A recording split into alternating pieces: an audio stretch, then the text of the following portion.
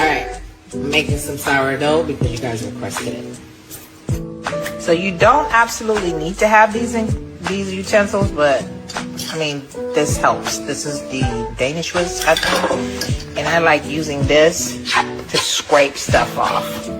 Now, I don't do measurements like that. I'm not crazy about weighing stuff. So you could do 1 cup of filtered water, or you could do 1 cup of milk. I've never tried it with just 1 cup of milk, so this is what we're aiming for. This is the starter. I fed it twice. 1 cup of starter. I'm literally just eyeballing it.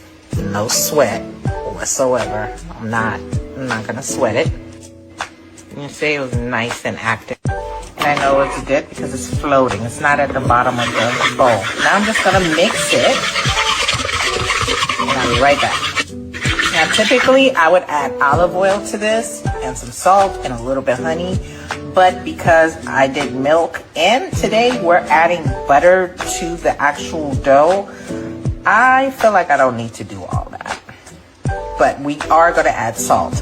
Now I usually add my salt to the wet mixture first, but this time we're doing it a little bit different. So if you want to add salt now, you can. And I'm just doing this until it's frothy, it's fully mixed. If this was water, it would still look like milk. Frothy. Remember, this is active starter in here. I'm going to add 3 cups of flour to this. So that was 1, 2, 3. And now we just start mixing. And I'll be back. So that didn't take long.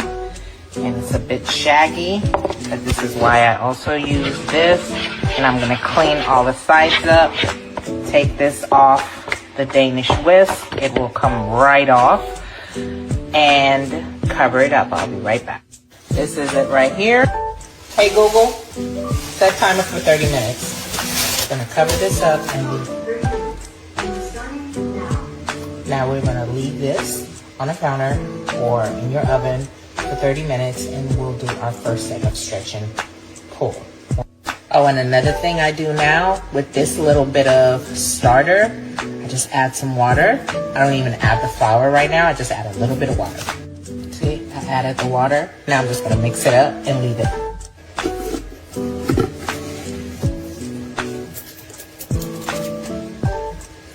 Okay, I got a little bit of filtered water. I'm gonna add some salt.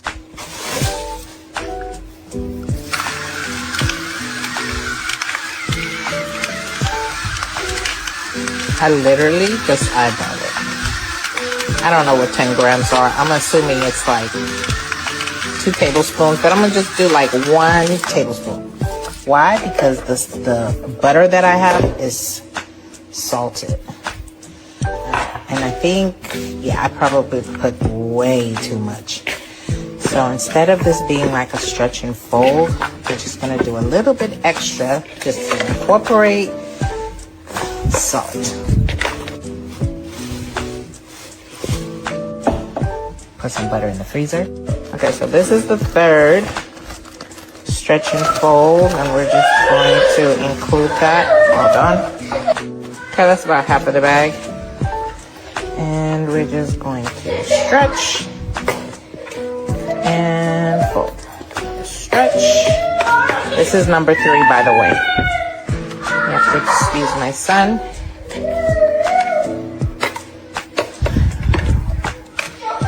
Allergies are getting the best of him. And he rolled around in a pile of pollen today and I couldn't talk him out of it. So I'll go manage that in just a moment. Alright, so that's 3. Hey Google, set timer for 30 minutes. The last one will be in another 30 minutes. So I just thought about something. Instead of putting the other half of that butter into this last stretch and fold, we're just going to keep stretching and folding what we already have. So that way we can create layers of the butter when I start shaking it. Okay, so that's 4. Now we're going to flour our surface. Nice clean surface, okay? and fold in the rest of the dough. I fell asleep last night, so I just put it in the fridge. One thing about sourdough is you gotta learn to forgive yourself. Told you this thing comes in very handy. Had plenty of time to bulk ferment. Know this is because it's not sticking. So it had enough time to bulk ferment. Put it in the fridge because of the butter. And now let's just layer this on up.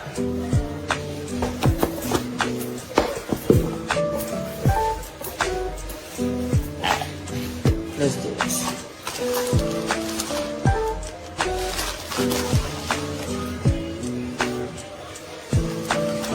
Here we go. Here, here, one more time. Here. Oops. And this is still that same stick of butter. Let me go fold it in. I am running out of time. This is now where I use this one. This is the butter. Fold it in. Now, if you were doing just a loaf, you could do this. I'm making this for a friend of mine, and I did ask her, I think, if she wanted buns or a loaf. I'm not sure what she wanted. So, this would be done right now, right? And you would just put this back upside down and pinch this, like so.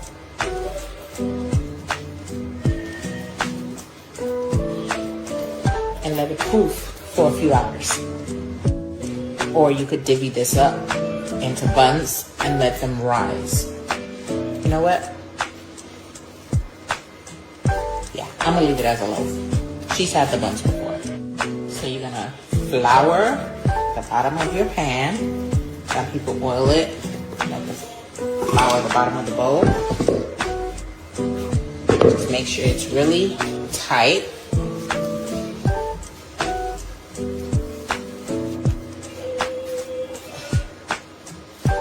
Squeeze it.